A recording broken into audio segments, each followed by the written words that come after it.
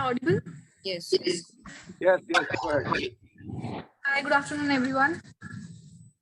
BRICS CCI is a young not-for-profit organization recognized by United Nations. It aims at providing a platform for active trade and commerce between the BRICS and other friendly nations. The BRICS Chamber of Commerce Industry today presents a webinar on impact of current geopolitical developments on energy sector. We hope to gather insights from the eminent speakers and discuss that shall be seen in the energy sector market in BRICS and beyond. Our panelists consist of speakers from different domains: Shri Venugopal Mothkur, Ms. Lydia Powell, Mr. Gautam Samanta, Mr. Pradeep Kumar, Ms. Purva Jain, Mr. Amresh Mahajan, Mr. Putra Adiguna, Mr. Joao Victor, Dr. Gregory Simons. I will now request Samir Shastri, Vice Chairman of BRICS CCI, for his opening remarks. Over to you, sir. Thank you, Arushi. Good afternoon, everyone, distinguished speakers. It's a great pleasure to host you all, and on behalf of BRICS Chamber of Commerce and Industry, it is my pleasure to talk about the most important aspect, which is energy and renewable energy. And the Chamber has been really focused to develop the work.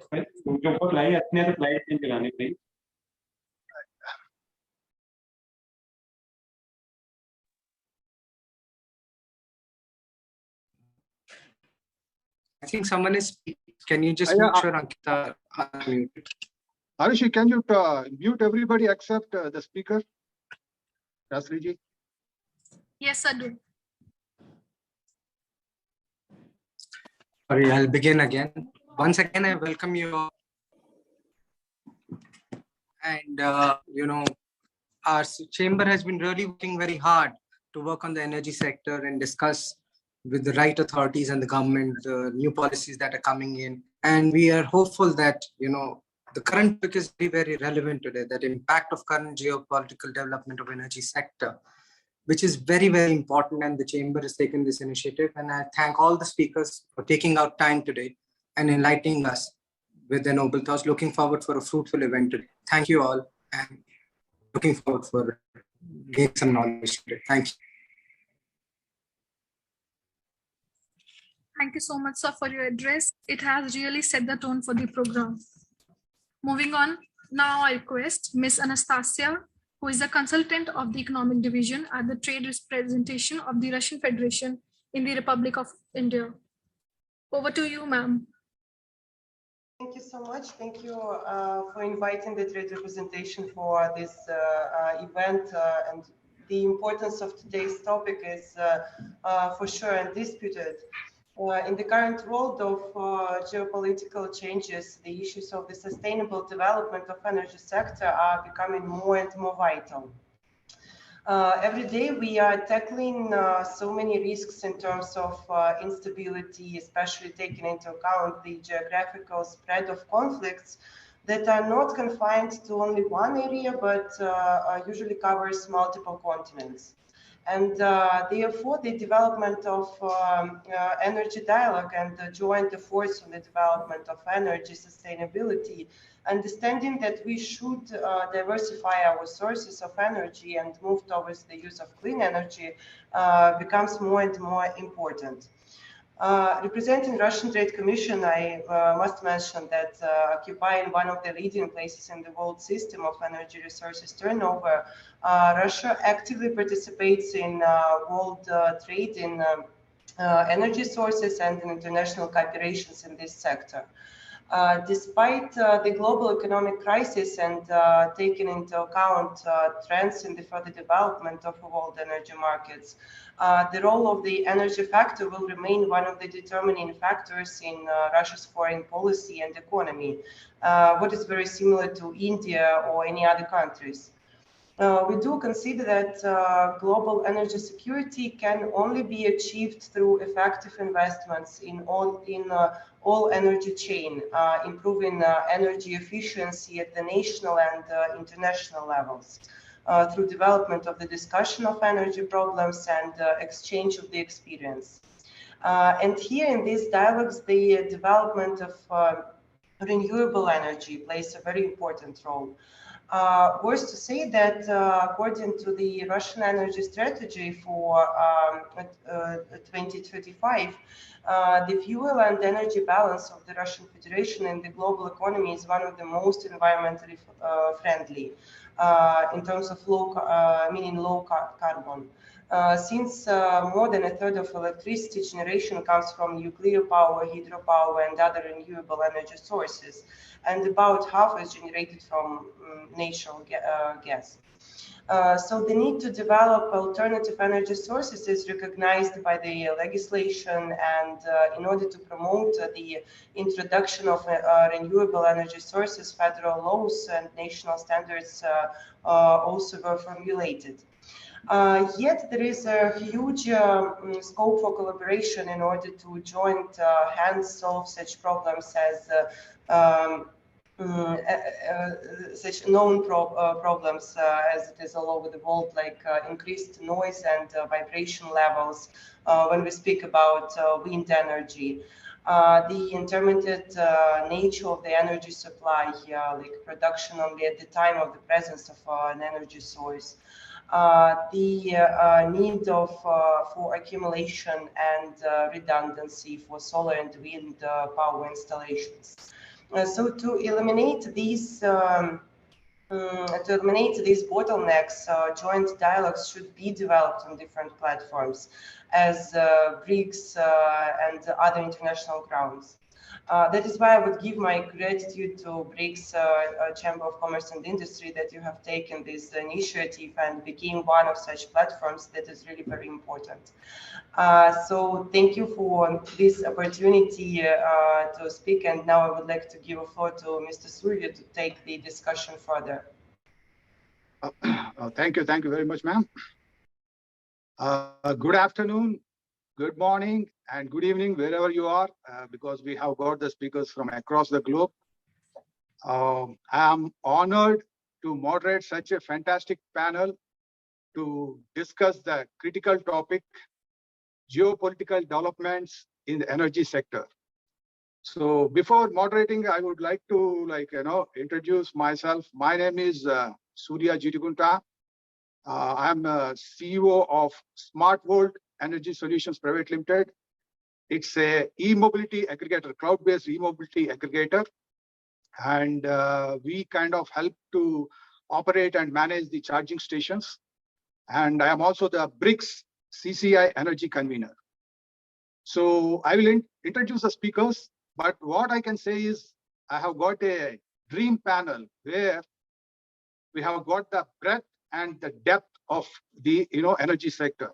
If you go through the speakers profile, we have got like manufacturers, developers, analysts, international experts. So I think this is the kind of a dream panel, and I would like to thank BRICS Secretariat for putting up such a good team and good panel. So you definitely need a round of applause.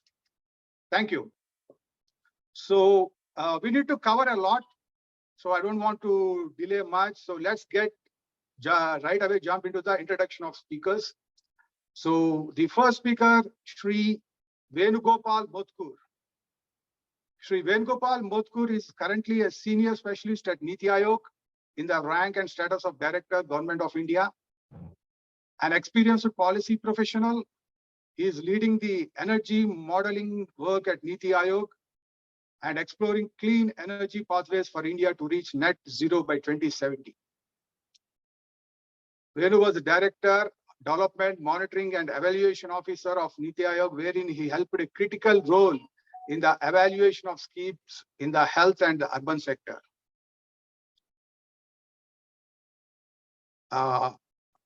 Venu was associated with several organizations such as Land ESA, National Institute of Smart Government, Center for Good Governance, and Oracle Finance. Venu is an alumnus of London School of Economics, National University of Singapore, and Birla Institute of Technology, Pilani. His professional writing includes multi-dimensional poverty, energy transition, smart cities, digital agriculture, and climate change. Welcome, Mr. Venu. The next speaker is Ms. Lydia Powell. Ms. Powell has been with the Observer Research Foundation for over 20 years, working on policy issues in energy and environment in the Indian context. Her current interests include energy access, carbon constraints on energy use, clean coal and natural energy of energy and environmental. She has also worked for Norsk Hydro and for Okla, two of the Norway's largest conglomerates whose interests include energy. Ms. Powell has 3 postgraduate degrees, 2 on energy management from Norway and 1 in solid state physics from India. Third speaker, Mr. Putra Adiguna. Putra Adiguna is an energy analyst at IEEFA, focusing on energy transition in emerging economies context. His coverage includes the various facets of energy investments, power, oil, gas, and the transportation sector. He has held various leadership positions in Fortune 500 companies and holds an engineering degree, bachelor's degree with master's in public policy from London School of Economics. Next, Mr. Pradeep Kumar, MD of Longis Solar. Pradeep is a dynamic leader and one of the solar industry's top emerging talents.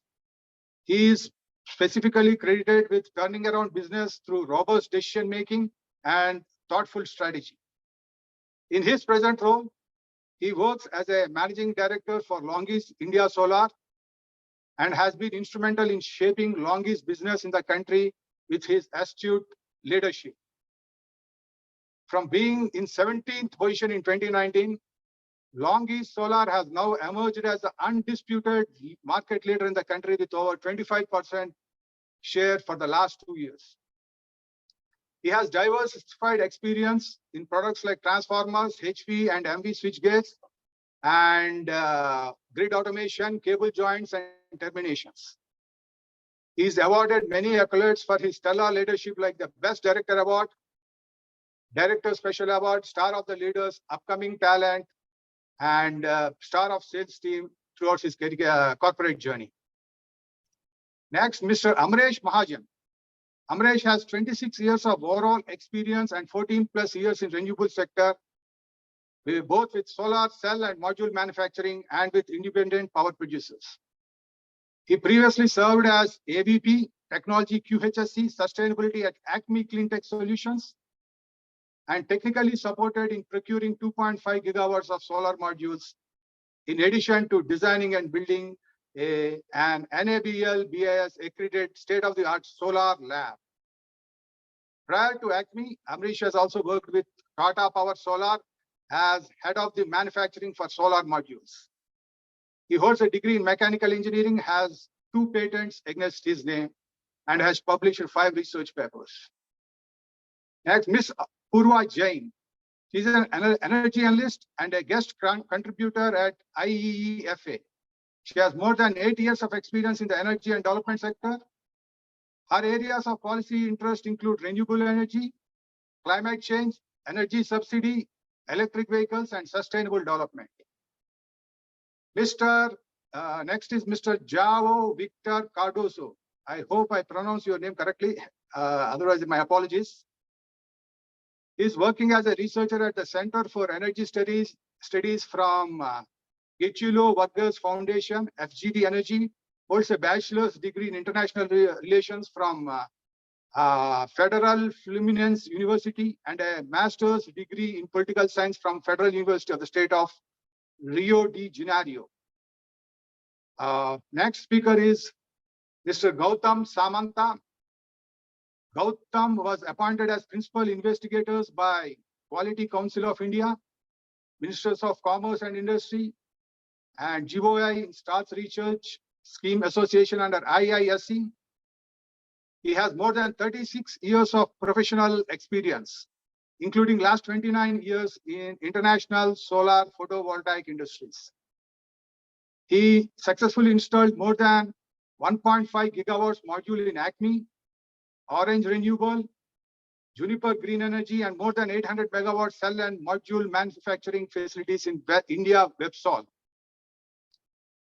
He has audited more than 25 PV cell module manufacturing facilities in India and China on behalf of Electricity D, France, and honored to be an auditor, EDF in Southeast Asia. He has also worked with Greenco Group, Orange Renewable Energy, Acme Solar Holdings, and Moser Bay. And last but not the least, Dr. Gregory Simons, Associate Professor Greg Simons is a researcher at IRES at Uppsala University and a lecturer at the Department of Communication Sciences at Churiba University in Riga, Latvia. His research interests include Russia, mass media, public diplomacy, soft power, crisis management, communication, media, and armed conflict. Dr. Simons is the author, editor of numerous referred articles, chapters, and books. So welcome all. I'm really excited. And to start the conversation, I would like to ask each of our panelists, what is the single biggest threat to energy security? Is it climate change, higher energy costs, or uncertainty between carbon reduction and growth? So I would like each one of you to kind of give us a short answer. What is the single biggest threat to energy security? You want to, Venugopal, do you want to start with? No, I think I'll wait for the panelists to react before I come in. Okay. So anyone want to take the single biggest threat to energy security? I think the subject line itself is pretty clear. The geopolitical issues right now going on, especially when we are looking for implementing more of green energy, and when we do have some issues in terms of the geopolitical relations, I think that's something which is slightly hindering the growth of the energy sector. So coming to solar, have been in this industry for quite a long time now, and all of a sudden we can see that with all big ambitions going forward, I think with big targets, we've seen that there is a huge stoppage or a kind of a jerk which has happened from past 5-6 months in India, specifically in India, because of the geopolitical issues. So I believe this is one of the critical factors which has to be sorted out probably at the political level, and that's something which will enable the vehicle to move on further and then achieve the energy targets which we have. Okay, fantastic. Thank you. Thanks, Pradeep. Anybody else wants to add? Yes, actually, the global temperature, the way it has been reached. So in India, we have to focus, something like 1.5 degrees Celsius less, which has been agreed by our Prime Minister, that COP26, when he attended. And there is one thing like, in India, we have to do at least 500 gigawatt level of the renewable energy installations. So far, we have done something like 115 gigawatts. So we have another 8 years time, right? So we have to install additional at least 380 gigawatt. And out of this, solar will take a lead, and at least 30 to 34% of this, market share on the renewables, So therefore, and also one more thing is that we have to reduce 1 billion of, the carbon dioxide emissions through the greenhouse gases. So climate change and moving towards renewable energy, that's the point Mr. Gautam Samanta saying. I think I'll take it forward from where Gautam ji has left. So basically, there's certain things which are in the broader canvas, but just to focus from, the point of view where what we are doing in the industry, I would say the volatility is the most crucial factor. If you see the solar panel pricing, a couple of years back, they were 40, they again come down to 16 cents per watt, and again they are 27, 28, and post this duty regime, they're again almost at 37, 38. Now, if you see, the number of 500 gigawatt has to be installed in India in the next 8 to 10 years, whatever Mr. Samanta is saying. With this type of volatility, and India is basically a market where actually there's reverse bidding is happening. So people have to win their bids at least 2 and 2.5 years in advance while they prepare for installing the plants. Now, if today's price is, say, for example, 16 cents, and I bid at, say, 2 rupees, and we have seen it happening, and the price goes almost more than 2x more than what it was bidded, then it doesn't make it, I would not say lucrative market, doesn't even make it a viable market. So when we say a very consistent energy generation has to happen in India, then actually this type of volatility is not good. It is going to bring the total installation down. And in order to achieve our targets, in order to achieve the bigger target of reducing the carbon footprints, we need some type of stability. Now, either it has to come from the supply chain, which is inwards, which means polysilicon prices. There is no change in the extraction cost, but still, it hovers from $10 to $40. And simultaneously, again, on that side, with the module side, it hovers 2 to 2x. But actually, when the electricity is generated, because of reverse auction, the prices is going downwards. So this dichotomy is actually making the progress very slow. So uncertainty in the price. Yeah. That is what is like volatility and uncertainty. Uncertainty. Okay. I just want to bring another dimension to the topic that we have discussed here. Predominantly, when you're looking at energy security, while the importance is of price volatility is definitely an important point, and has actually been mentioned by other speakers.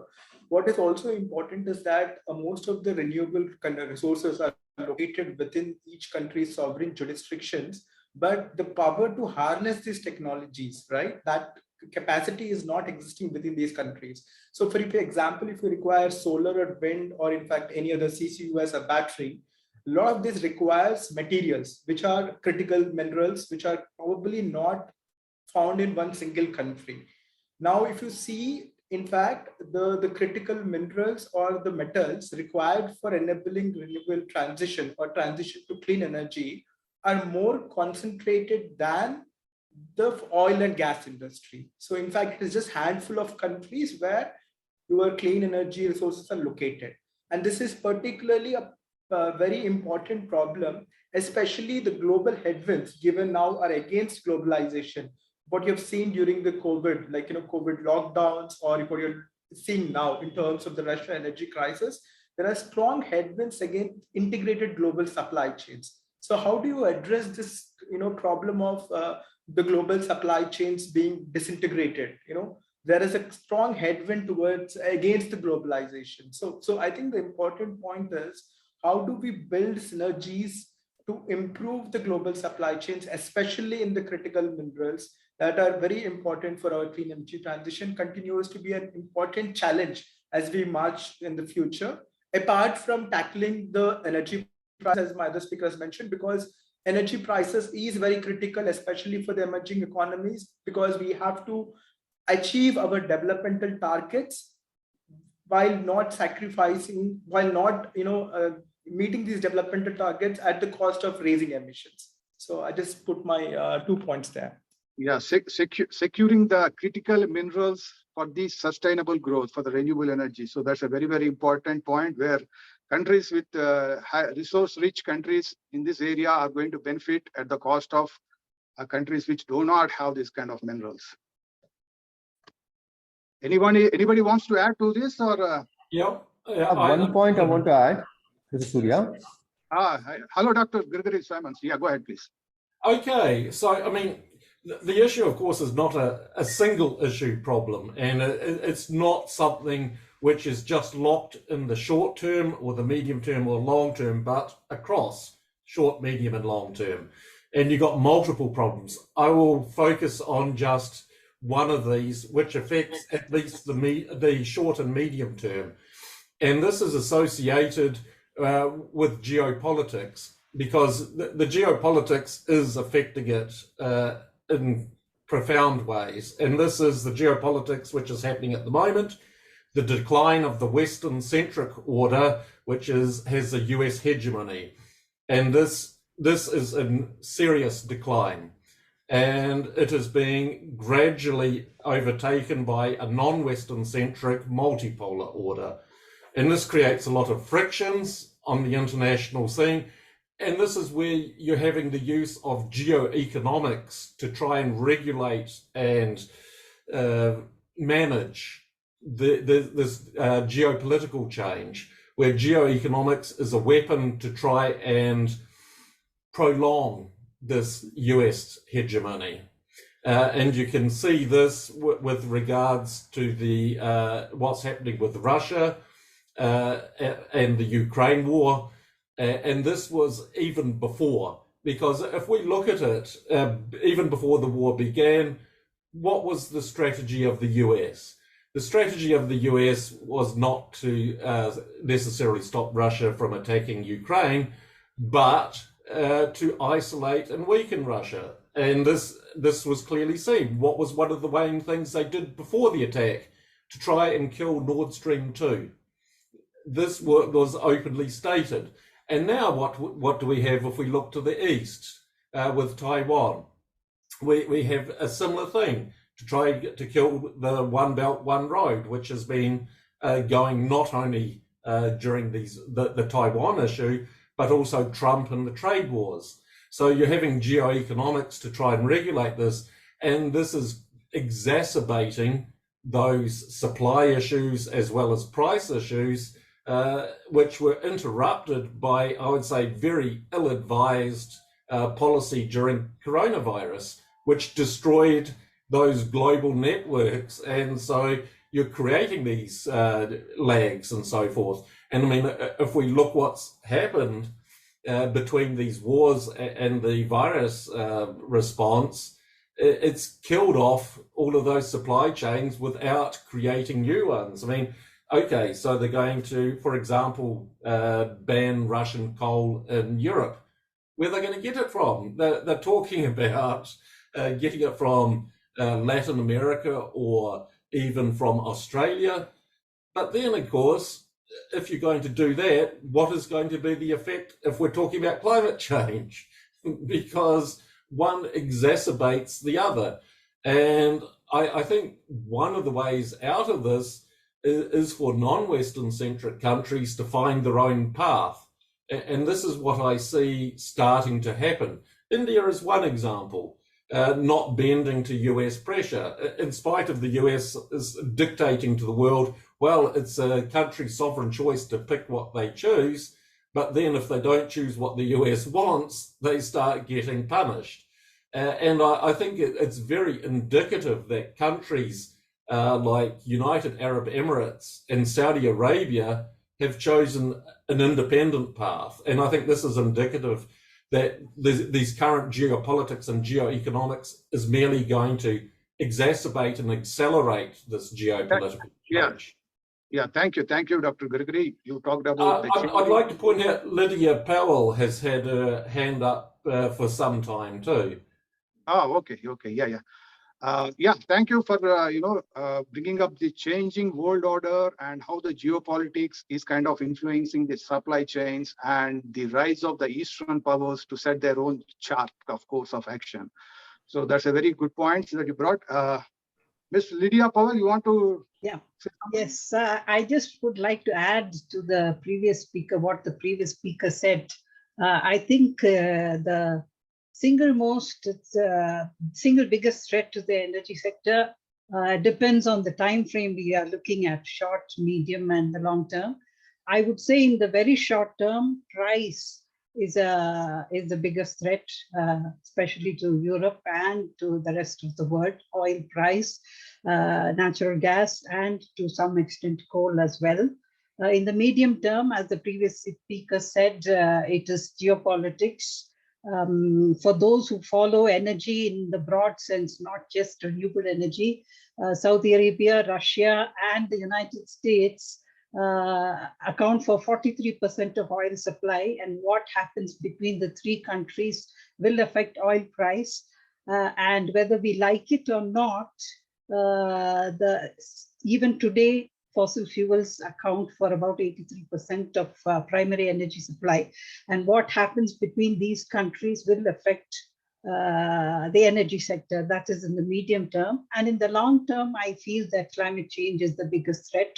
Other speakers have already spoken about it, so I won't say much. I would just like to point out one fact. In 2021, before the geopolitical crisis, coal consumption actually increased 6.3%, and it was higher than the growth for natural gas and oil. Coal actually met 51% of the increase in demand for electricity in 2021, and this is before the geopolitical crisis. China and India together accounted for about 70% of the increase. And the combined increase in China and India actually offset the growth in renewable energy in the rest of the world. So this is something we have to be concerned about in the discussion that follows. Thank you. Thank you. Thank you. Anybody wants to add, or shall we move ahead? Surya, I'd just like to add a quick point. I think everyone's covered the main points of, how the geopolitical disturbances are an issue and climate change is a challenge. How Ms. Powell right now pointed out that there are short-term, medium-term, and long-term. So in the short term, I think, another big challenge for us to see is that one, the geopolitical disturbances are impacting both the developing and the developed countries. And what is also happening is that the impact is getting spilled beyond the power sector as well. For example, the fertilizer sector, where you see the price of urea going upwards of $800 per ton due to the high gas prices that are prevalent in the global economy, which are also impacting food security. So that kind of complicates the whole challenge of the geopolitical issues for us. Okay, thank you. I think we got a very good sense of what the short term, which is the price rise, the medium term is the geopolitics, and the long term will be the climate change. And also there will be a spillover effect to other sectors also because of these big changes. So yeah, thank you very much. And I think now let's move to the, as we talked about the geopolitics. So India has started to work on a plan on energy security by Niti Aayog think tank. So in that blueprint, there is a clear emphasis to move towards renewable energy and energy diplomacy through ISA, International Solar Alliance. So my question to Vedgopal Mutkur is, how the energy landscape is going to change in view of these conflicts and also the COVID supply chain issues? What are your thoughts on that, Venu? Yeah. So in terms of energy transition story in the country, it's actually happening in multiple forms. I would basically bring to the point of four major structural changes that is happening. One is that there is an increasing electrification of the demand sector. So electricity, which is just 19% today of the total energy contribution, is going to move to almost close to 50% when you're actually looking at 2050 or 2060. So you're going to see an increasing electrification of the demand sector. That's how the energy transition is going to happen. The second is that the electricity production is going to be increasingly tilted towards renewable energy. So as some of the previous speakers highlighted, the fossil share in the primary energy supply today is around 80%, while just non-fossil is around 20%. This is going to be reversed in the long run. So you would see non-fossil contributing almost 80% to our total primary energy supply or final energy demand. So that is how you're going to see the second shift that's happening. Like you would see increasing shift towards renewable in the energy mix. The third important point is the demand side management, which the Russian speakers highlighted, is the energy efficiency initiatives. So apart from greening your supply, you're actually also implementing energy efficiency initiatives, in which in fact India has successfully led initiatives such as performance achieved trade, energy conservation building code, standards and labeling code. So close to around, I think, yeah, correct. So close to around 300 million tons was saved in a decade because of these energy efficiency initiatives. So this is one of the another form in which the energy transition in the country is going to happen. The fourth and the last one I would want to just bring on this particular discussion is the importance of circular economy. So circular economy is in which you basically recycle a lot of these materials and reduce your total requirements of the new material, right? Especially given that the renewable resources for the rare earth metals or critical metals not located in one particular jurisdiction, the recycling becomes very important point, and some papers estimate it to be $1 billion industry. So these are the four important things that energy transition is happening. And from energy security point of view, these will be very critical because you are growing by decoupling your energy demand from the emissions by practicing some of these demand side measures in circular economy And on the supply side, you're actually increasing your renewable share. So I would stop here, I think, because I think there are a lot of eminent speakers who can have very important points on this. Yes. Yeah. Venu, India is also planning to transition towards electric vehicles. They have a target of putting nearly 30% of their vehicles move towards EV by 2030. So is our grid really geared up, for making that such kind of a transition? Because as the penetration of electric vehicles go up, that will create a lot of imbalances in the grid. So what is the Niti Aayog's plan in terms of grid stability, or augmenting the existing grid capacity to handle this kind of a big shift happening towards EV? True. So in fact, this is a very an important point, especially giving that the scenario that we're projecting to reverse the non-fossil contributing almost 80%. So battery storage becomes an important point. Energy storage, I would say. So battery storage, probably for serving 2 to 4 hours energy demand, kind of a critical need, while 6 to 8 hour demand can probably to be met by something like a hydrogen or tomorrow when you're looking at seasonal shifting of demands as well. So you need a storage system which would also help you to shift the demands from not just meeting the hourly fluctuation or beat the solar duck curve, but also meet the seasonality variation in the demand. So energy storage continues to be a very important option. And the recent budget announcement on the battery as a service model, especially for the EVs, right? Because in EVs, the critical point that hindered the adoption of EVs is the range anxiety, right? And critically, and the dependence on public charging infrastructure. So while we move towards a battery as a service model, where these two problems that can be critically addressed, right, can actually significantly increase the uptake of EVs. So let me just stop here. Thank you. Now, we are talking about for the last 2 years, there are, COVID issues and also various conflicts that is affecting the supply chain. And also we are seeing suddenly countries moving towards energy security over energy transition. So countries are thinking they want to kind of have that energy security rather than moving towards energy sustainability, clean energy and all those things. So there is somewhere this, uncertainty and the fear that we need energy security before this sustainability. So how do you think the renewable energy commitments of the COP21 and the net zero ambitions that many countries are planning, do you think they are still in line, or they are going to shift? So I would like to pose this question to Putra Adiguna. So thank you, Surya. Yeah. So can you hear me okay? Yeah. Go ahead. Yeah, it's so yeah.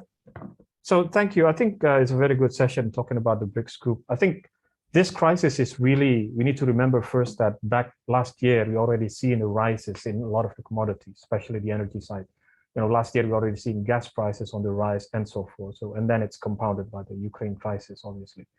But one thing we need to keep in mind is that this crisis seems to serve as a reminder, like you said, about energy security.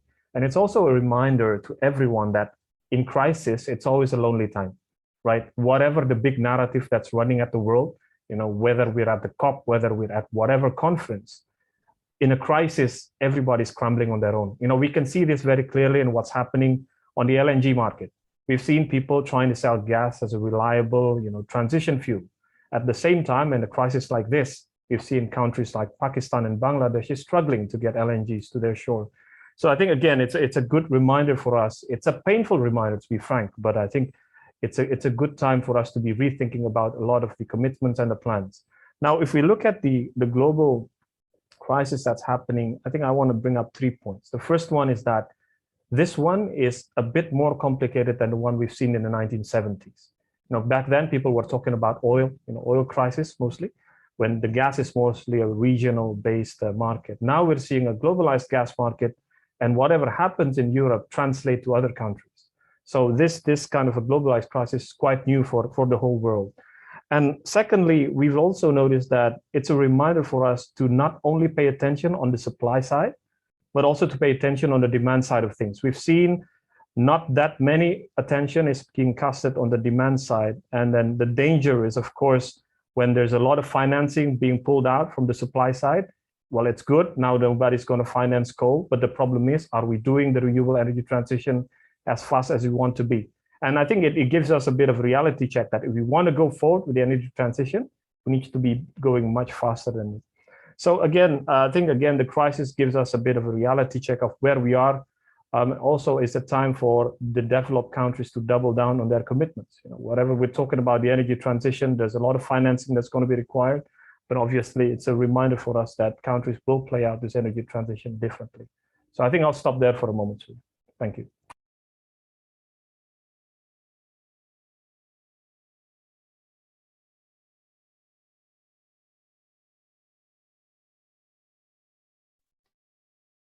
I got logged out. Yeah, go ahead, please.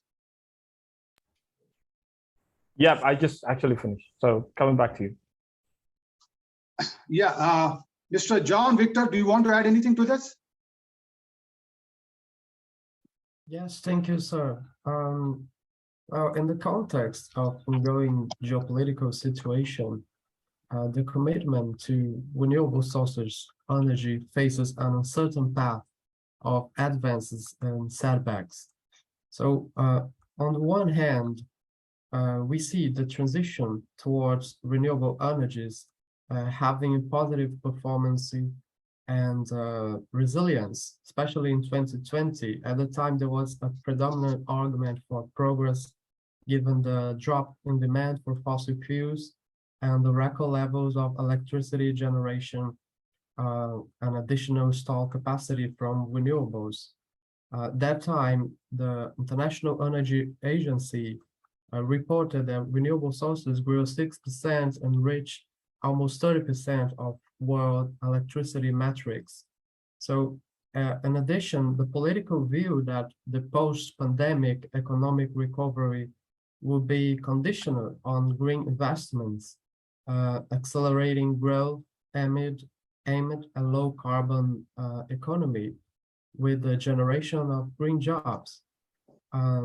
This context of progress on decarbonization transition was, for example, the political victory of Joe Biden and the presidency of the US.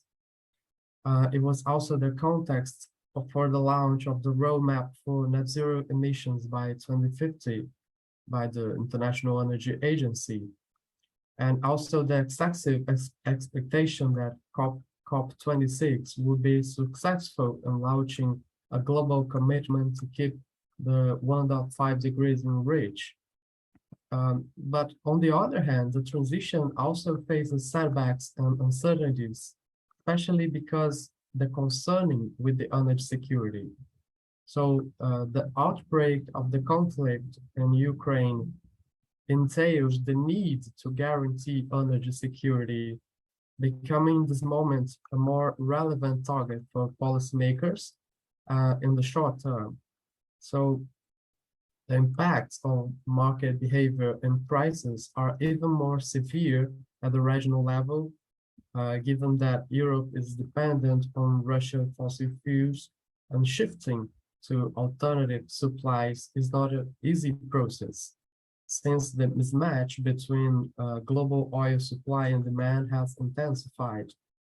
So we have seen in the last 2 years, the oil and gas exploration production projects were suppressed and restrained with poor investments performance since 2020, and the decision of oil and gas companies to prioritize shareholders' returns rather than expanding production. So the transition is an inexorable process, a relentless process, but fossil fuels still play a leading role on energy supply, and this current geopolitical crisis reminded the world about that. Thank you, Victor. Now shifting gears from geopolitics to renewable energy, we have got the the major solar manufacturer, MD Longi India, MD Mr. Pradeep Kumar. Yeah. So Pradeep, what are the emerging solar technologies and the efficiencies and the roadmap for Longi Solar? Can you share your insights into this? Yeah, so Longi, I think being one of the global leaders, we have invested a lot in terms of R&D. In fact, just to be specifically more on numbers, we invested around $0.7 billion last year in terms of R&D. So there is a dedicated team for each and every technology coming up in solar manufacturing, especially with panels. We have a huge setup for that. So we've been working with all possible technologies. We believed in mono technology from the inception of this company, like more than 21 years now. We are never into poly technology. So we are always trying to work with the most possible advanced technologies, which can give better LCOs, which can give better efficiencies, and which can be a reliable source of power in the future. Efficiency, sorry to interrupt you. Is the efficiencies right now for this mono PERC, is it around 22%? Yeah, model-wise it is around that. But yeah, there are multiple technologies again being worked out. So the P-type technology. I heard about this HJT technology, which a major company is kind of moving into. So looks like there's a lot of changes in the technology. In the do you see this kind of technology shift happening in the near future? Yeah, that has to happen because the technology cannot be the same for over decades. I mean, it has to improve. That is when you can bring down the entire overall costs in terms of optimizing your balance of equipments, or even the bettering the efficiencies and getting better returns for the project. So if you take an example, we have been in this mono technology for quite a long time. Earlier we were into half cut, then we had smaller range starting from 440, 450 watt peak like 2 years back. Then we upgraded to what we call as HIMO 5, which is again 540, 550 watt peak kind of a modules. And then again, when it comes to technologies, we can speak of multiple semiconductor technologies, maybe P-type, which was there earlier, but now I think people are more working towards the N-type technology. But then again, you cannot come to a conclusion that N-type is always better. So there are most advanced technologies like HJT or TOPCon, which has been worked out at multiple levels. Now the transition is happening at a better pace, or if you compare with what has happened, say, past 4 to 5 years back. The major reason being the scale of manufacturing, because that's something which is enabling all the partners or all the manufacturers to come up with their latest technologies. N-type is something which the entire industry is looking forward to. But at the same level, we need to understand whether these kind of new technologies are capable enough of getting optimized for, say, 4 to 5 years down the line. That's when your entire R&D gets a better return. So we believe there are even superior technologies like HJT and all, which we can focus upon right now, and then probably work on a massive scale in the coming future. So if you technically ask me, I think N-type is a good technology, no doubt, but again, HJT is much more superior as well. So we're working in all aspects. I think we will be rolling out good products every year whenever it is a good time for us to roll out a product. I think the entire industry is looking forward for it, and we hope we will make them happy as well. Okay, thank you. So now let's turn to the most contentious issue, which is the taxes and duties.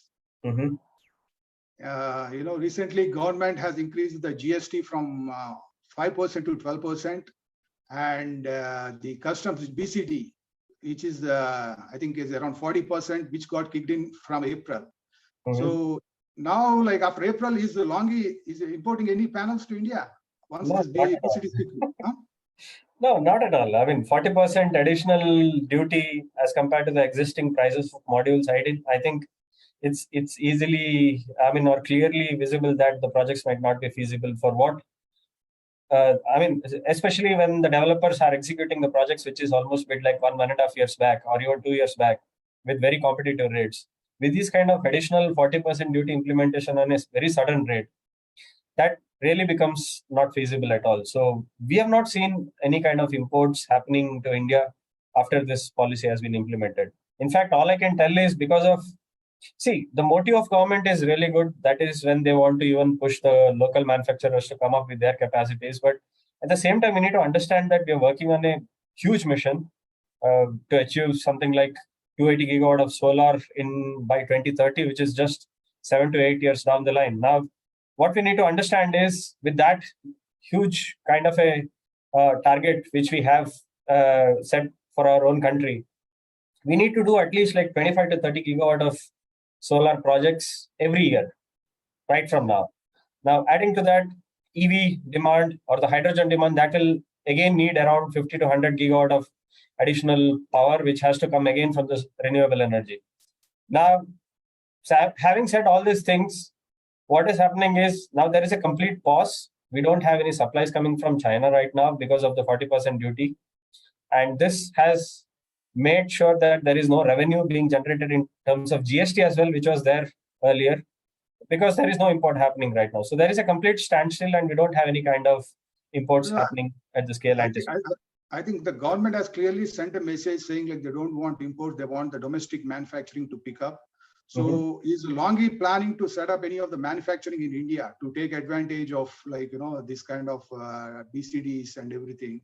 So are any Longi planning to set up any local manufacturing in India? Okay. So just to be very specific, I think Longi was the first company who had declared manufacturing plants in India when we started our operations here back like 5-6 years back in India. Now, what stops us putting up a manufacturing base here? I mean, for a company like Longi with so much of investments already, not just in China, but also apart from China, like we do have factories in Malaysia, Vietnam. So the concept is pretty clear that we want to become a global company, not just by supplying to across the globe, but also being present across the globe.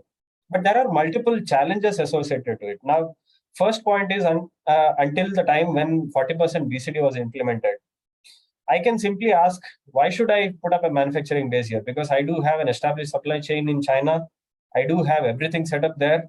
And the manufacturing cost is also much better. So why do you have to really set up a manufacturing base in India?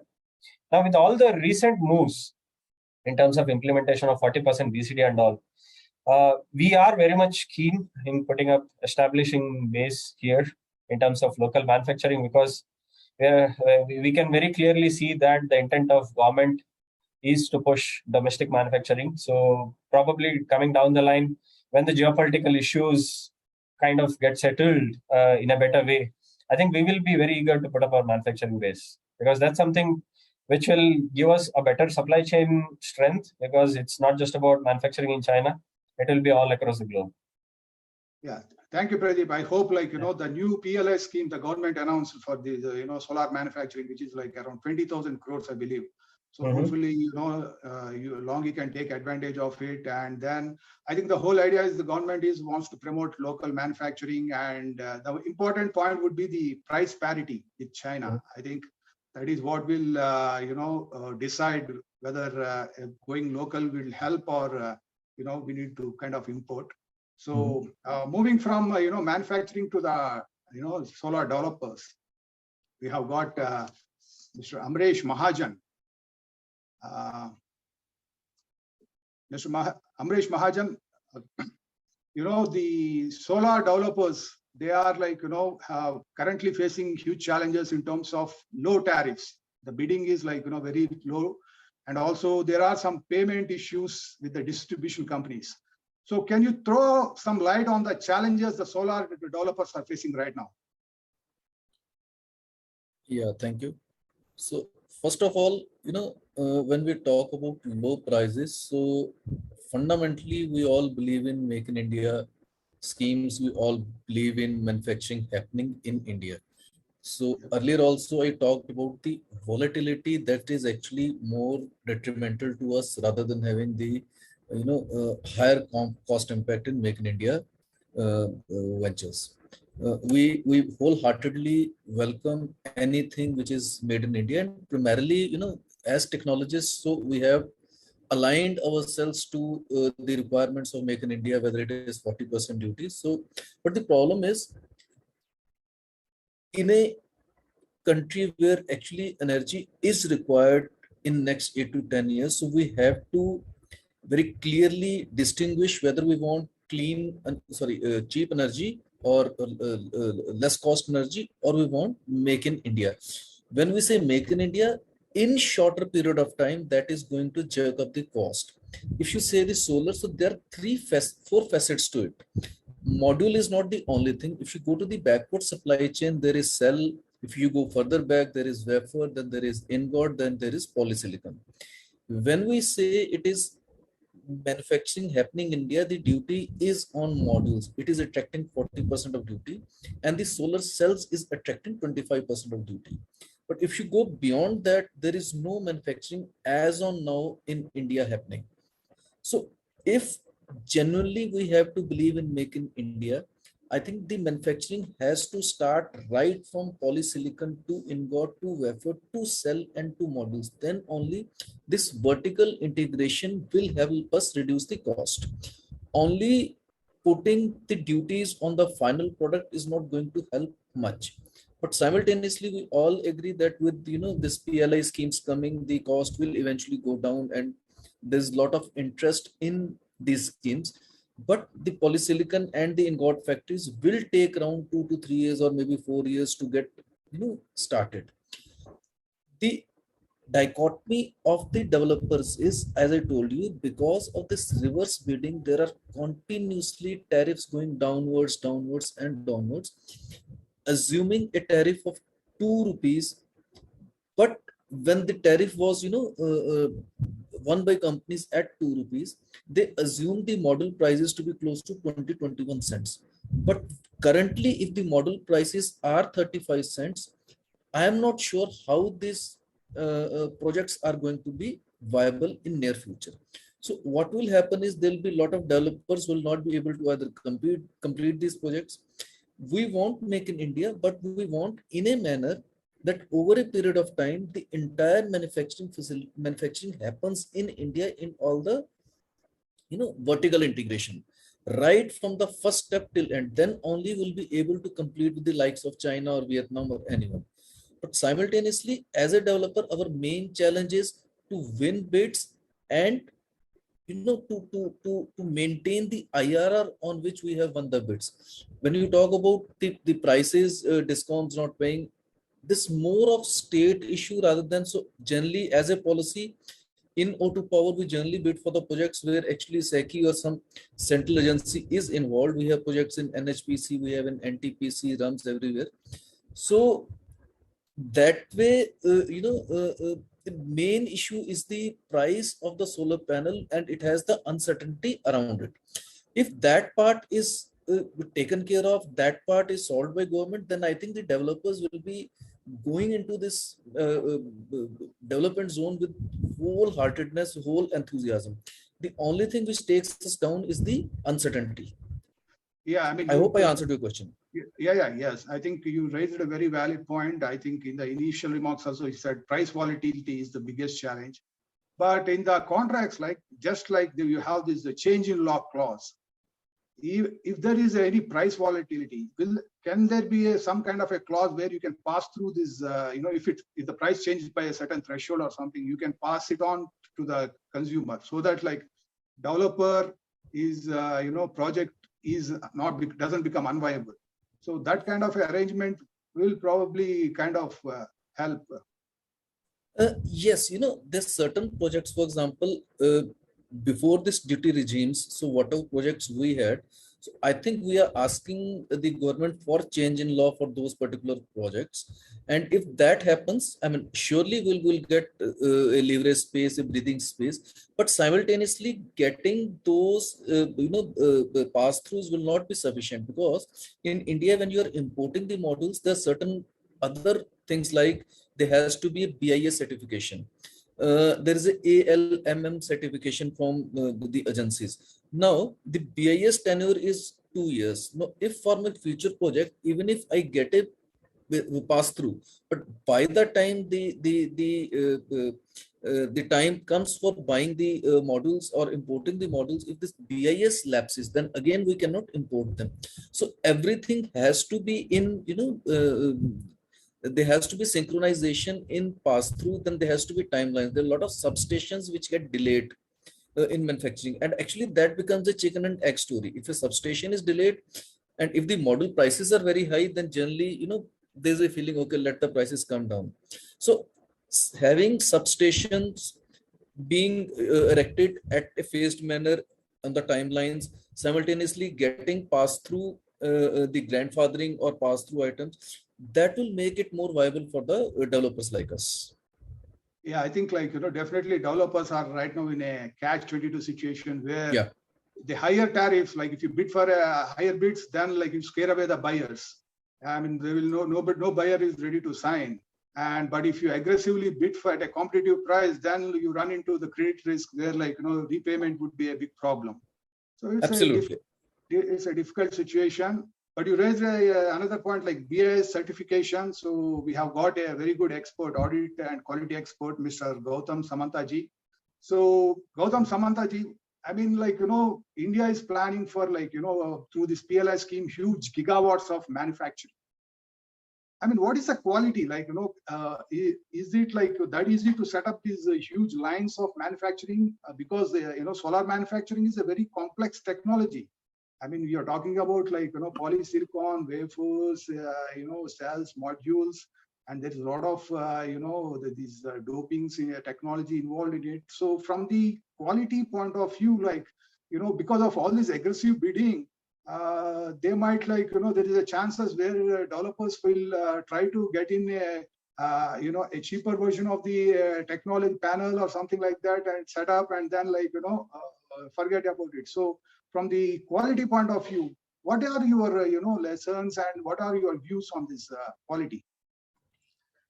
Yes, what I want to say that in terms of the quality, all the developers have a quality control plan, and this quality control plan is very rigorous in a sense as Pradeep and Amresh has told, the module is that the end product which we are as a developers, we are installing. And when we signed an PPA, that means 25 years that will perform. Now, the new format of the modules from the P-type and the N-type when it's coming. So at the end of 25 years, the present, the Park bifacial module which produce 87% of the power, and way forwards with the N-type bifacial TOPCon, which is 90%, and with the AGT is 92%. So which means that, it's not only the first year, the low degradations, but also on the year-on-year, the degradations are very less, 0.2 to 0.3 to 0.35%, right? So to that one, there are several national as well as international lab chauffeur, what we were doing in China, right? Initial, there is a quality control plan. All the product has to be, have those kind of certifications. And when we do the quality checking over there, there is a 24/7, the inspectors are there in the factory, even the same way we are adapting in India. And also there is a pre-shipment test. After completing 10 to 15 megawatt, there is a randomly pick up modules and they check it and then they send it to the laboratory and they check their pattern of the degradations, like there are a couple of things, so it's LID, PID, LETID and all, right? Now, these are the things, which India has several labs, like 5-6 labs, but even the way, like in a short term, by 2023 end, the cell manufacturing facility is coming up around 20 gigawatt, and the module manufacturing will be close to 30 to 35 gigawatt. Yes, there is a national laboratory in Gurgaon, like NICE. There are a couple of labs like in TUV in Bangalore, and High Physics in Pune, Mitsui in Ahmedabad. But there are also the couple of labs are coming with the the big manufacturers, with the Adani, with the Reliance, with the Wari and all. So this kind of lab, first of all, not only that ensure the product which is shipping from their factory, but also at the same time it will be acting as a third-party lab, independent lab, so it can check the randomly modules and check this degradations levels. So if you have rightly pointed out, with the kind of technology advances and also the value chain, right? So there are some quality tests, for each and every process. I don't have to go into the detail of the metallurgical grade to the polysilicon to the the ingot to the wafers, wafer to the cells, and cell to the module. But module is the final product which delivers and which give the warranty. It is not only that, there is a legal, the term where they have to, have the kind of the minimum power warranty, as well as there are two things. One is that the product warranty, another is the performance warranty, right? So being as a developers, when we sign a contract, so we also ensure it's not only that supplier, what they're giving, that believing, but I know all the developers company in India, and they're very well advanced on this quality term, and they are, following this kind of the protocol. And I believe that, the India has the potential, and they will follow that one. There is no kind of a quality, sacrifice or the degradation or any kind of, the poor quality product will be accepted. That's what I mentioned.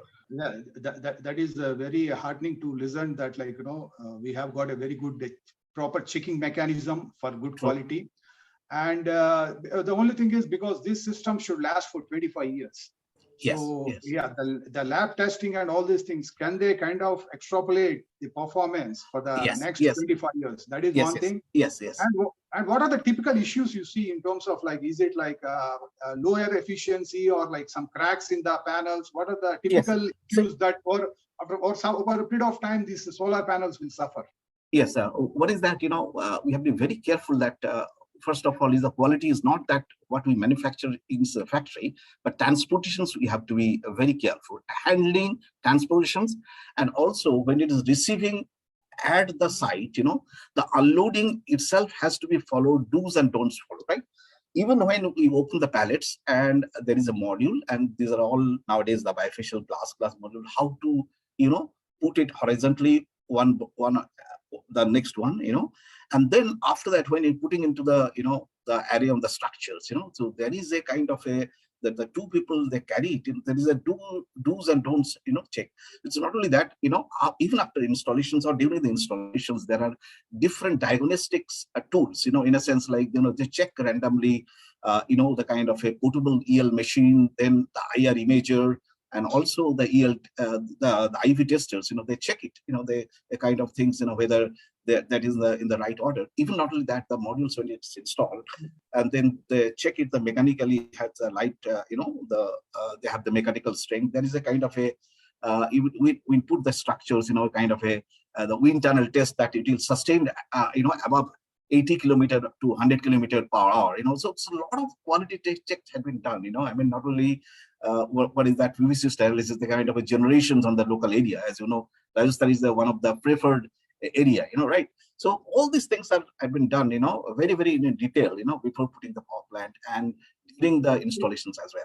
Yeah, hopefully with all these, new IoT technologies, where you will be able to track each and every panel, their performance and all those things, we will be able to, in a much better position. In fact, we are doing, today, all the inverters are very, very smart.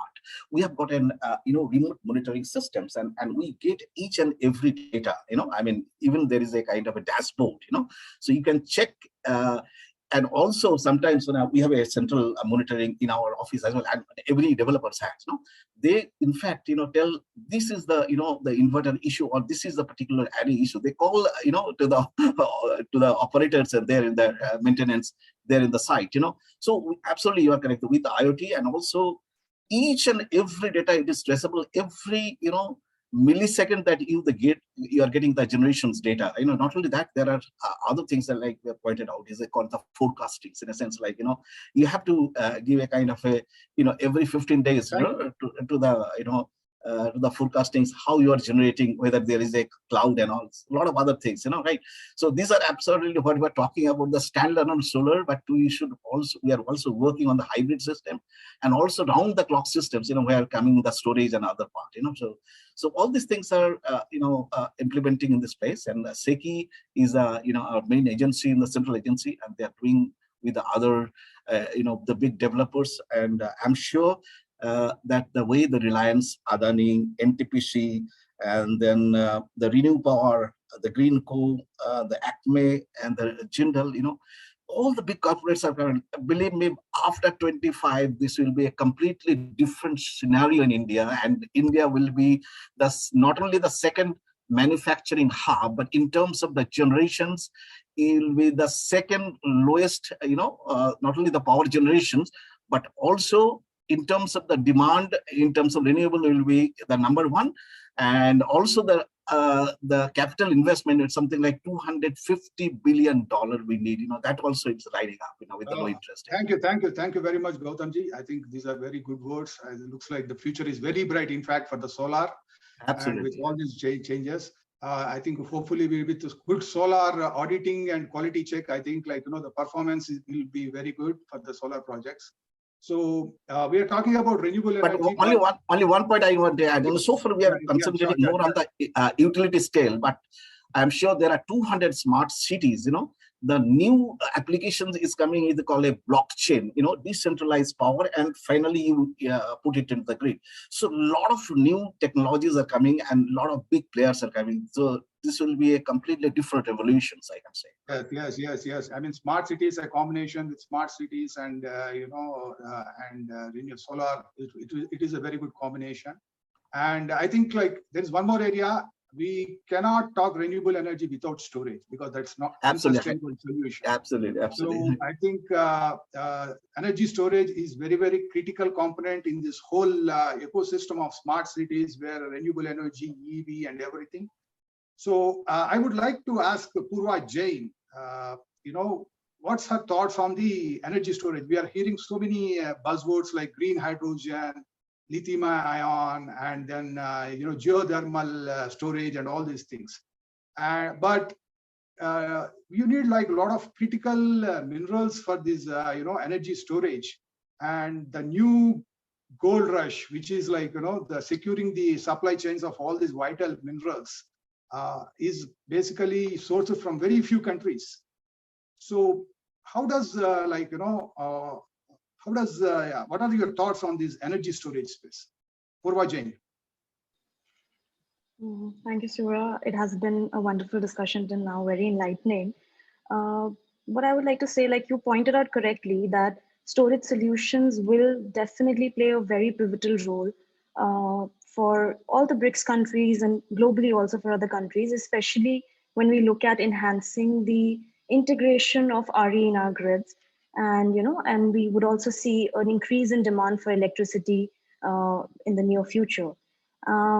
For example, in India, we have seen the fertilizer subsidy, which had gone over almost ₹1 trillion in the last 2 years, and is expected to go almost to 2 trillion this year, maybe higher, considering that there's been a shortfall in gas supply recently, and GAIL has has rationed the domestic supply for fertilizer sector.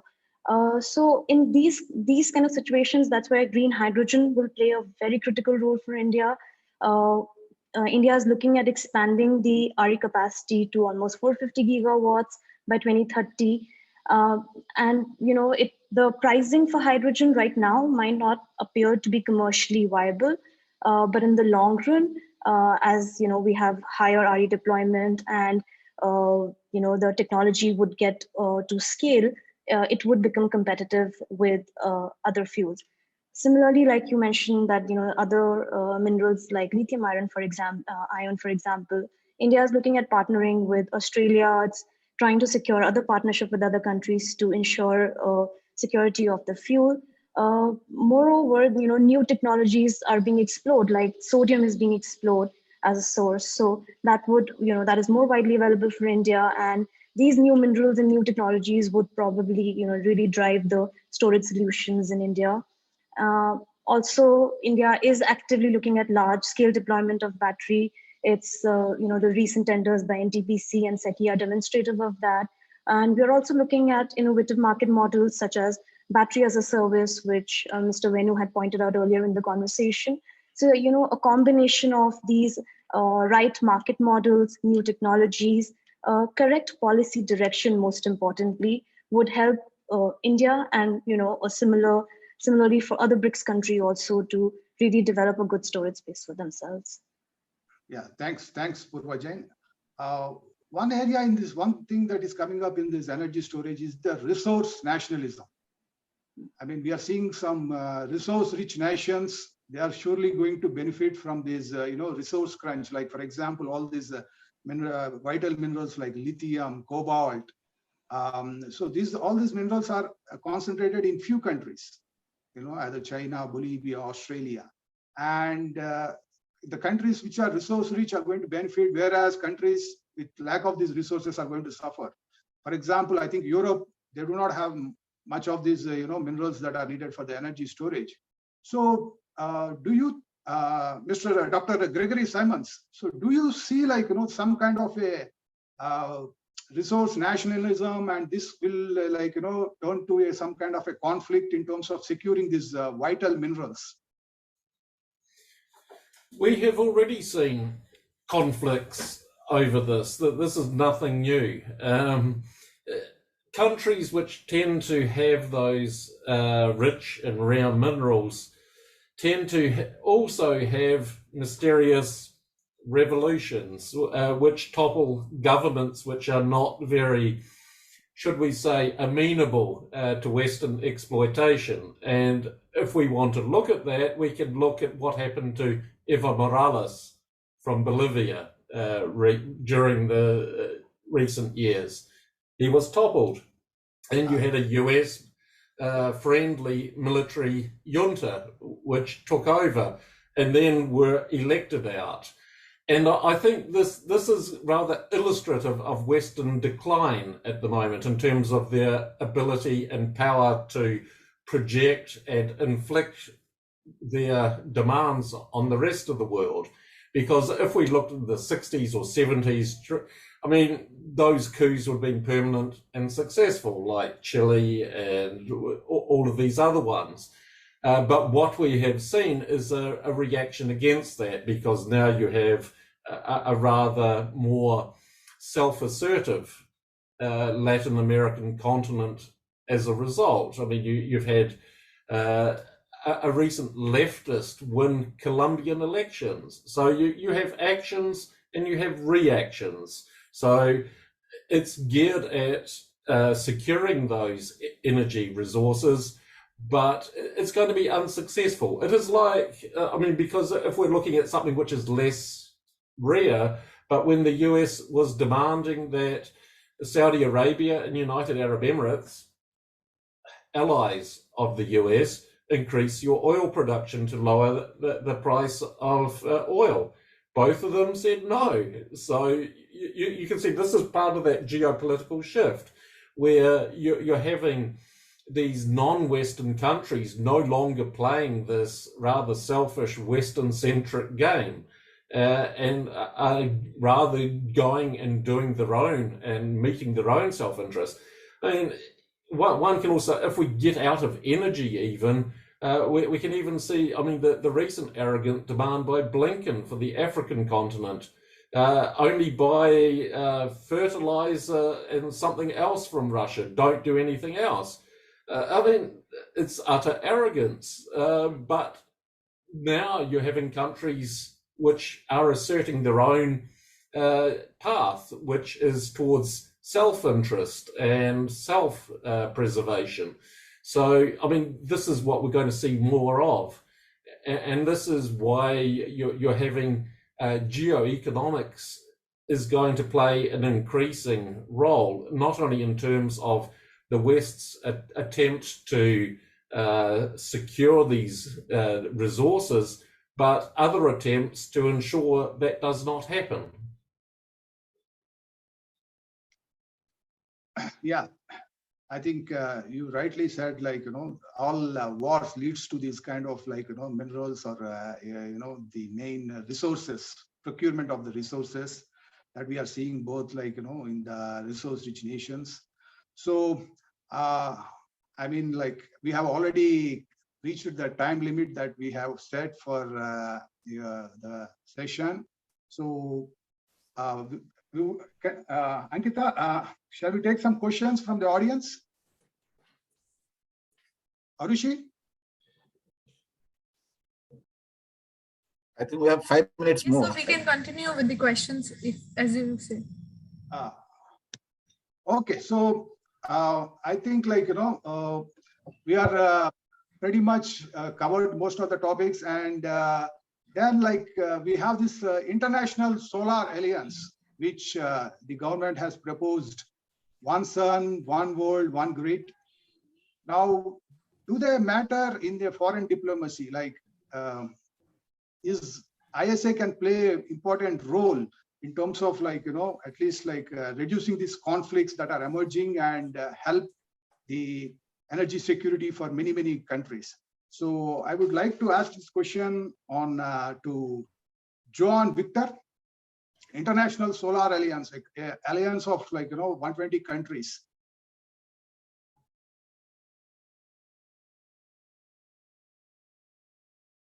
Hello? Hello. Yeah. John Victor, were you able to listen to my question? The International Solar Alliance that is floated by India and France, right? They had like a signatory of 120 countries where one sun, one grid, one earth. So they want to kind of share the energy and resources among all these member countries. So do you think like that will be a good diplomacy, energy diplomacy, that will help to reduce these conflicts, energy conflicts among the nations?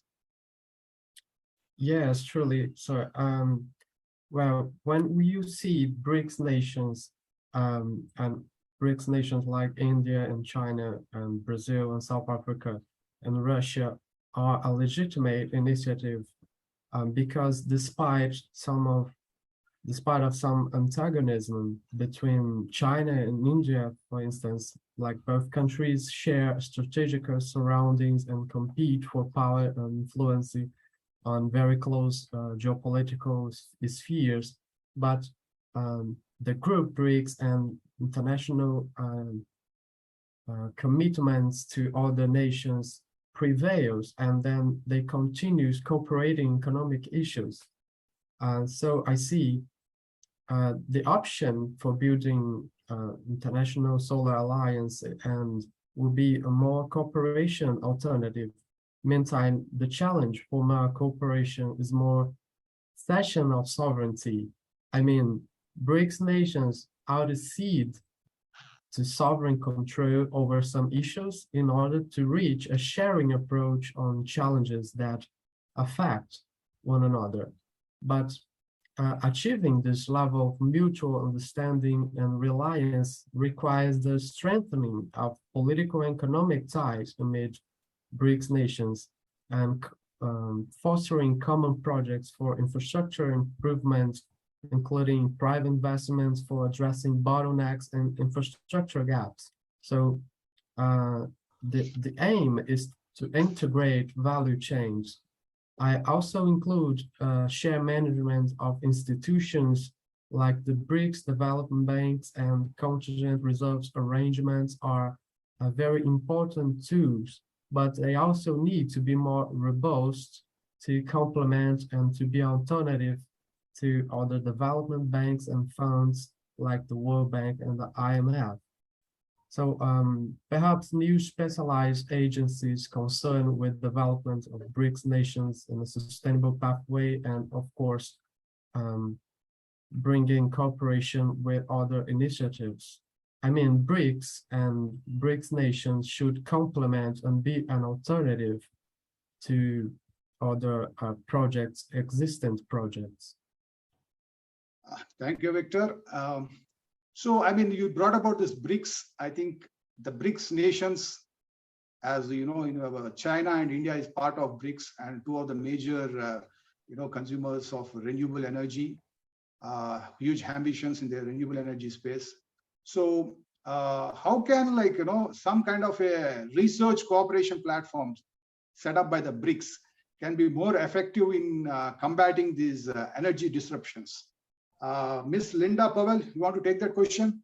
Like some kind of a research cooperation platform by BRICS or something like that, by BRICS can be effective. Will that be an effective platform to kind of reduce these energy disruptions?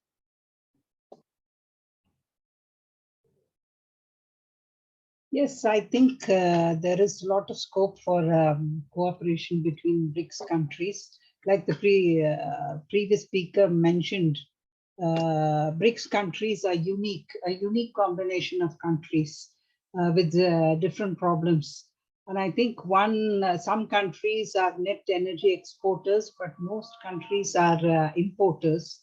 I think one area, apart from the material supply chains, because the energy transition is going to be a materials transition, because generating 1 kilowatt of electricity from renewables will be almost 300, 400 times more material intensive than generating the same amount of electricity from coal or gas. So it will be essentially a material transformation.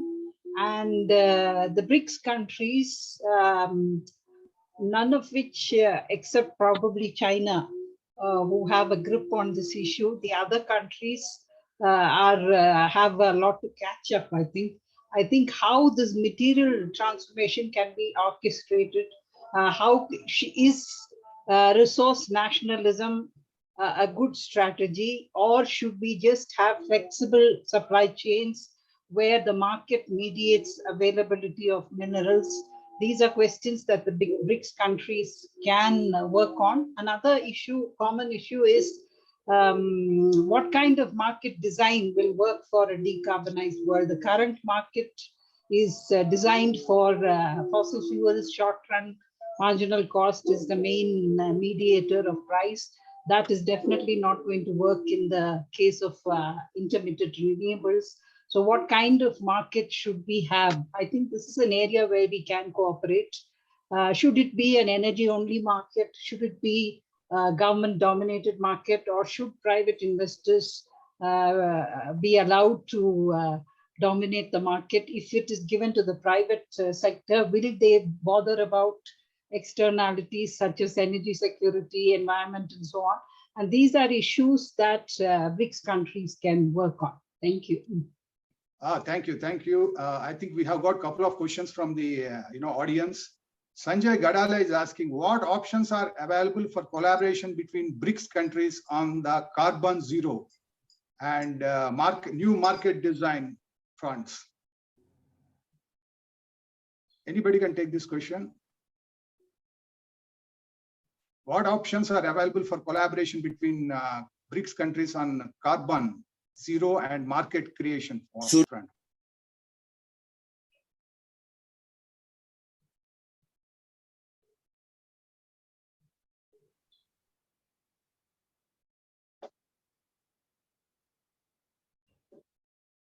One more question is, Mohammad Amir, I would like to hear from panel more on the Chinese hegemony in BRICS. Considering the recent geopolitical turmoil within BRICS, how BRICS as a group is expected to counter the US and the EU hegemony? So it looks like there's a question on the hegemony, like, how the world can handle the Chinese hegemony, and also similarly the US and EU hegemony. So I think basically we kind of had Dr. Gregory Simons talk about like how that shift is already happening, the change in the world order, where the Western countries are no longer able to dictate, and each country is looking after their own survival and energy security. So pretty much, I think that will be the future, where each country will be going to chart their own path in terms of securing their energy demands. So you can actually see BRICS is expanding during this crisis. And this is an indication that you're getting a non-Western institution getting constructed or expanded, which is, well, you've got these Western institutions, G7 and these things, and you can see they look weak. They look divided and weak. I mean, G7, it's a club of the most bankrupt countries in the world, which are parading. But once you get to G20, for example, that's when you start to see the interesting divisions, because then you're starting to include these non-Western countries. And while you got this talk about, oh, Russia is isolated, you look at the Western countries and then you look at the non-Western countries, and you can see this is garbage. It's a talking point which doesn't hold up in reality. I think another development is like, both China and India are planning to trade in their own currencies. I think that is a big shift that is happening. Yeah. And if we move away from petrodollar, I think like, the Western hegemony will be like, completely like, it will be receding. Well, it's finished. And if you look at the EU, I don't consider it to be independent. I consider it to be a vassal of the US. Because if there are any strategic decisions, they always choose the side of the US, never contradict it. And this means they're not independent. They might have some kind of room to move at the lower level things, which are not so important, but JCPOA, the Russia sanctions, anything, they act against their own interests. And they're self-destructing. And so, I mean, it's not only a matter of what BRICS, China, India, Russia do, but the self-inflicted damage and devastation that these ones are doing to themselves. I'm going to find this to be a very interesting winter when you have food crisis, price crisis, petrol crisis, energy crisis. They all come together. And then this is not going to be a happy time. So looks like the next 1 year is going to be very challenging, and already we are seeing those effects because some of the emerging countries, because they take the debt in dollar terms, and as their currencies are depreciating, I mean the repayment is going to be very tough, and that is why you are seeing some kind of like instability in all these emerging countries. I think it's time to have an alternating system.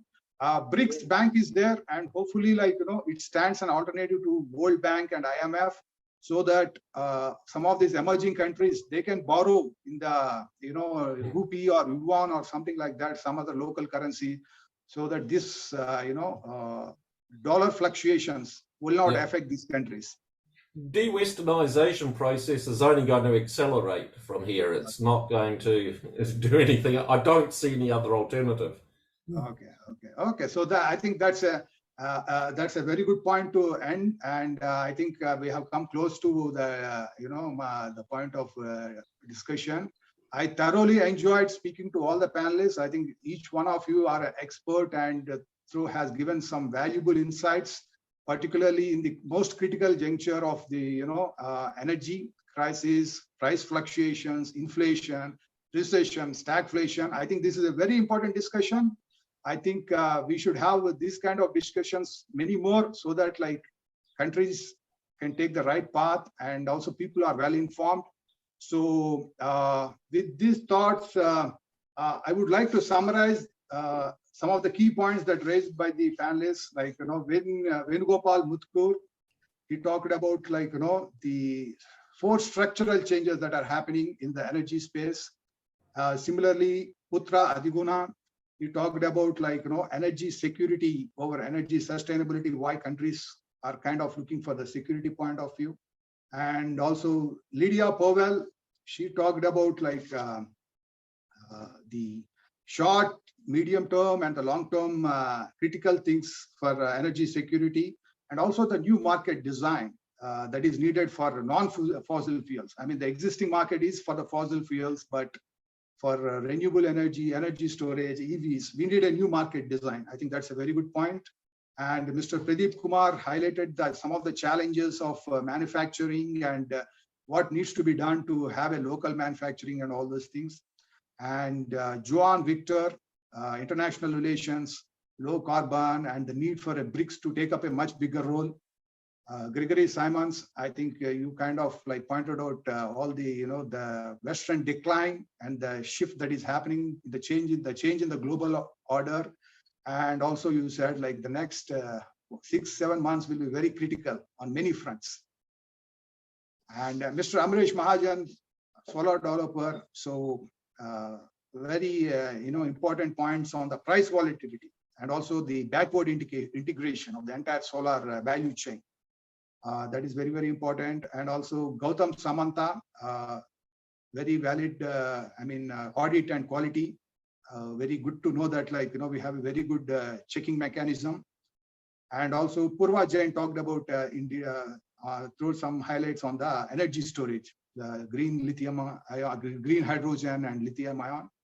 So with these points, I think we come to the conclusion, and I would like to see if any concluding remarks from the speakers, and then we will go for the last session of vote of thanks. So any Yes. concluding remarks you want to give?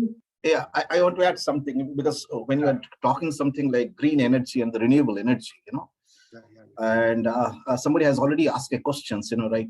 What will be, those products after the end of the life? Either it's a premature or the end of 25 years, right? So the whole value chain is working on the 4 R's. One is called, first is reduced. That means during the productions, there are different, R&D as well as the different kind of a process optimizations are there, to reduce the material, but the objective is to get the high efficiency. Next is that how you recycle and the refurbish, and the fourth one is reuse. That means there are several metals. I want to highlight, particularly in the solar panel, 75% is that glass. These glass are very highly transparent, low iron glass, as well as there are at least 15% of the weight is that aluminum channel. There are 5% of the weight is the copper, and also around 5% is the weight of the silicon.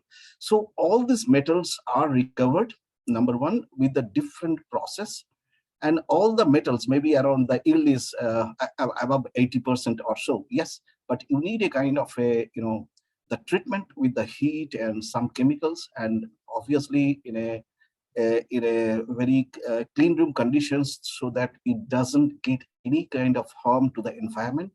So I want to ensure that one, that's one of the point. And the next thing I want to add is that, particularly as a developers, we have faced a logistic issue, when we brought the material, from China, which is 10 times higher than the conventional cost, so therefore that was one of the reasons that, the tariff was even the low, but we incurred a amount of, the huge cost, structures in terms of your the project costs, and which reduce the IRR. Thank you very much, Surya. Yeah. Surya, may I add a point? Yeah, please go ahead. Yeah, I mean, just one point when we talk about this energy transition and renewable energy, when talking about like our colleagues in India talking about establishing a domestic capacity, one thing we need to keep in mind is that globally, outside of the BRICS, there are so many countries which still has a very small amount of RE capacity, and they will be asking the same thing about having a domestic supply chain. Bigger countries may have bigger tolerance because they have bigger trade balances, but you will see when we talk about these big ambitions across the world, in the end of the day, cooperation is difficult, but I think there is no other way rather than the technology owners cooperating with a domestic producer, trying to establish somewhat a more domestic production capacity. It's going to be very hard for countries anywhere from Pakistan and Bangladesh to Indonesia or Malaysia to be starting importing 90% of solar cells from overseas. They have problems with trade balances and everything else. So I think when we talk about energy transition, this is going to be the next big question that we need to address. That's all I have. Thank you.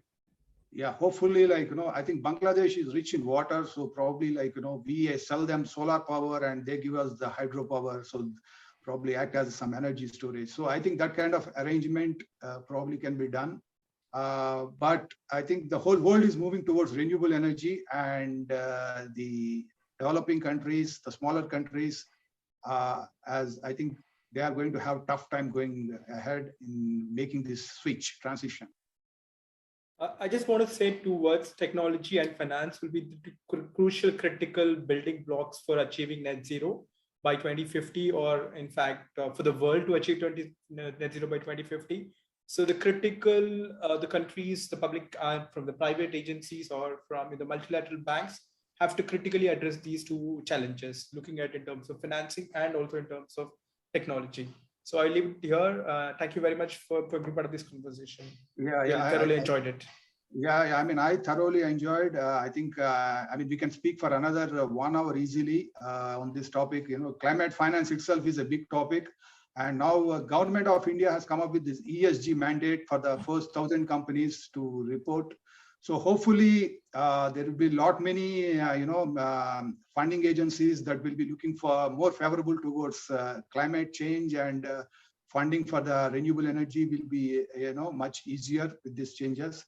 So I think, shall we take a group photo, Arushi? Yes, sir, we can. With all the speakers, just like, take a photo, group photo, because. Yes, sir, sure. Can you all of you please, turn on your webcam so that we can take a group photo.